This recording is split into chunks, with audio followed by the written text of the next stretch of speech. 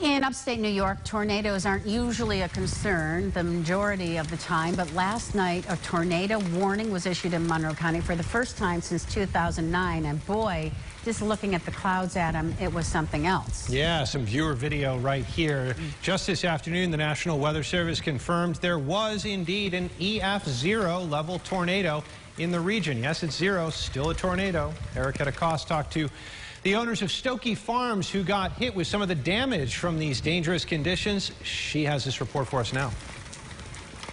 Here at Stokey Farms, the owners say they saw the wind and the rain, and they're lucky that no animals got hurt. Just a roll of wind came through. Suzanne Stokey was driving back to her home at Stokey Farms when she was hit with dangerous driving conditions. She was forced to pull over. It happened really quickly.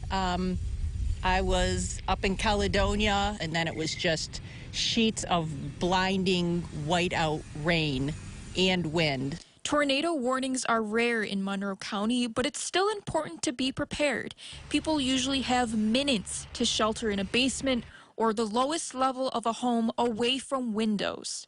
Stokey says when she arrived home, there wasn't time to get animals sheltered. Our animals, we had a couple trees come down right in our pasture, so we're just super lucky. It was scary, but we're fine.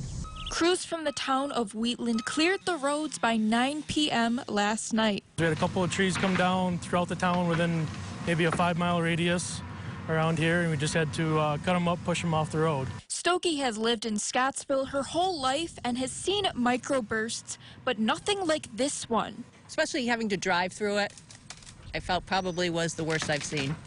As you can see behind me, more crews came out this afternoon to finish up the remains of that damage. In Scottsville, Erica Cost, News 8. Erica, thanks. We're going to check in.